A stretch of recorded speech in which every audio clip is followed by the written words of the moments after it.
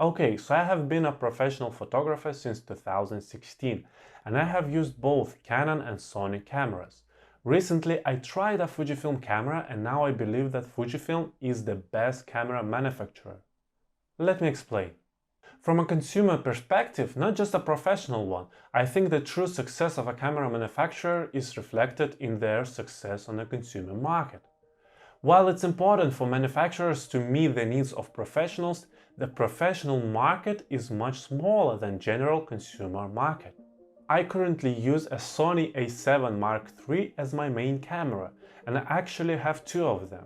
As I became more focused on photography as a source of my income, my hobby of photography dwindled, because I wanted to rest in my spare time and didn't want the inconvenience of carrying around a camera and a lens.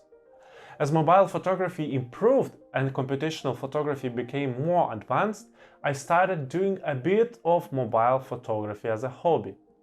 However, I quickly realized that I didn't have enough space on my phone. Deleting all photos was frustrating and I tended to take multiple shots with my phone instead of one or few. Additionally, while the quality of photos on my phone or computer looked good, they didn't hold up as well when printed due to the 12 megapixel limit.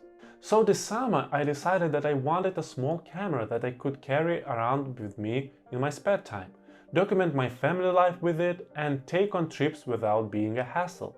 I also wanted to declutter my phone, and I began researching and found that the Fujifilm X100 series cameras have a fixed but very compact lens. As I researched and decided to try this camera, I discovered that it has become very popular. I want to talk about why this happened and how Fujifilm has become the best camera manufacturer for general consumers without really noticing it. I want to compare the Fujifilm X100 series cameras to the iPhone, because I think both Apple and Fujifilm have made excellent consumer products. Let's start with the design. I believe Fujifilm has really outdone themselves with the design of X100 series cameras. In my opinion, they look even better than Leica cameras.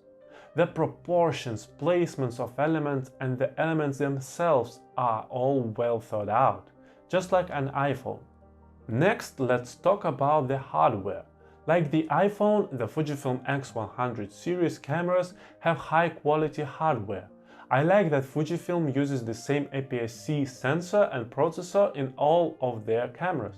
So no matter which camera you choose, whether it's a professional or compact model, you're still getting the best hardware they have to offer. Finally, let's talk about price.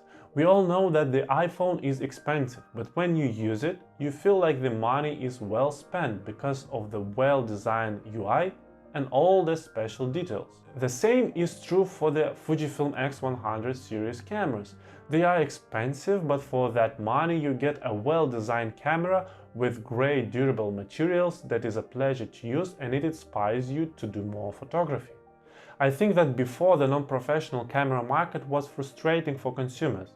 If someone wanted a camera, they had to decide on the specs and then decide which lens they wanted.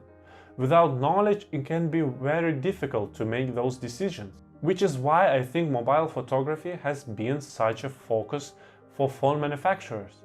It's easier for people to just buy a phone with a decent camera rather than try to figure out which camera to buy.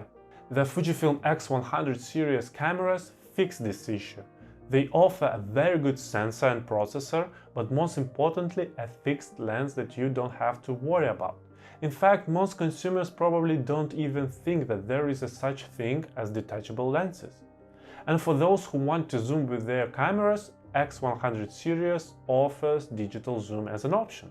The problem that Fujifilm faced before was that the general consumers didn't know that the X100 series cameras even existed. That's why it took a nearly decade for the series to gain huge popularity. Recently, the X100 series has gained more attention thanks to TikTok. Influencers on the platform discovered that this simple camera was a great choice for taking good pictures, and the word spread online. Now it's hard to buy the latest Fujifilm X100V camera, and the prices for older versions on the second-hand market has skyrocketed. I bought my used X100F in August and sold it in November for more money than I paid for it. Another similarity between Apple and Fujifilm is their heritage. Apple has Steve Jobs and a history of innovative products, while Fujifilm has a long history in the film market. I think it's a brilliant idea for Fujifilm to use their heritage to create what they call film simulations. In most cameras there are picture profiles that you can choose, like portrait or landscape, but almost no one used them because they seemed boring and it was always better to shoot raw and edit the photos later. Fujifilm has made picture profiles more interesting and fun by replicating their old film stock in their digital cameras. This way, customers can use these profiles to get similar results as they would if they shoot with a particular Fujifilm film stock. It's a nice way to feel like you have a piece of heritage in your hands and can create vintage-looking photos if you want. It's like a fun game that boosts creativity and encourages you to try different settings. Plus, you can shoot straight to JPEG and not worry about editing later. I think this aspect of convenience is what led to the popularity of Fujifilm cameras on the TikTok. It almost seems like a hack to buy a Fujifilm camera, use the film simulations, and not have to worry about editing later. And if the word has spread online, it must be really good. I'm glad that I discovered what Fujifilm has to offer, and it inspired me to start shooting again as a hobby, rather than just for work. It also inspired me to create this channel and connect with like-minded people who also enjoy shooting as a hobby and using Fujifilm cameras. If you enjoyed this video, please give it a like or leave a comment, and don't forget to subscribe so you don't miss any future videos. Have a great day and keep shooting!